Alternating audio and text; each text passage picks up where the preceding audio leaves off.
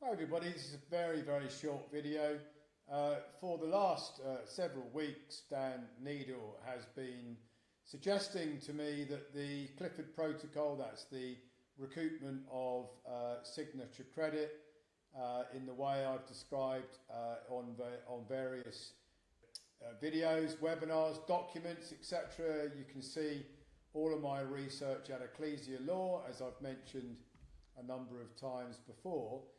Dan Neidle persists in saying that it is a fraud and that there's no evidence that it's ever worked. Well, we've had success, and we had last year 600 million of confirmed IRS recoupments before a major sabotage event, which is all being disclosed to Dan Neidle, which he actually caused because he wrote all of his blogs, and certain members of the Republic of Old Souls US team then decided to undermine the recoupments by filing a fraud report, which is a fraud identity report, to the IRS because they wanted to distance themselves from the program because of Dan Neidle's posts.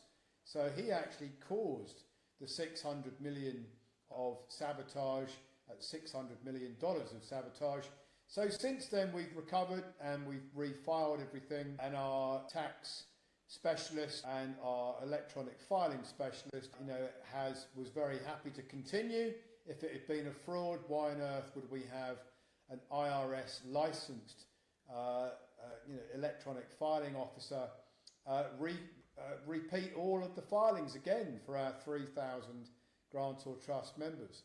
So anyway, since then I've sent forensic reports, I've sent justifications, I've sent technical documents, I've sent all the proof, and I've also sent my own $4.4 million wages and tax transcript, which is what's being talked about here.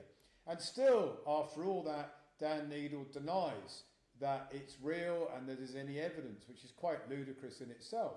So what I've done is I've offered Dan Neidle a 1-year personal recoupment free of charge. So we will do 1 tax year of recoupment for him.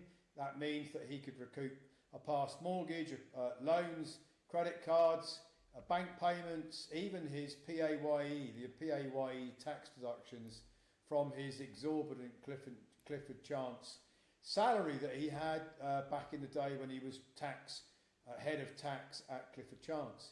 I don't think he will accept the offer, but you never know. But here's the rub.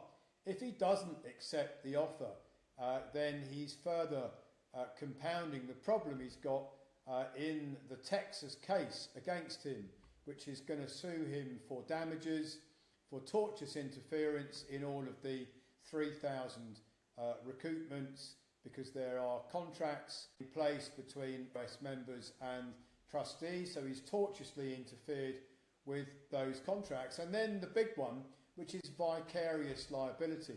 Because of Dan Neidle's posts, he basically has caused the $600 million of sabotage, which Amy Sanger openly said that she was very worried that the tax filings that have been gone in, she was the head of the trustee department, were fraud. And that's because of Dan Neidle's blogs. It's all bullshit. It's not fraud at all, as I've demonstrated over and over on all my technical documents, and the fact that we'd already had successes and we had 600 million of confirmed IRS wages and tax transcripts, which is very significant. So, short video, Dan Neidle's got this challenge.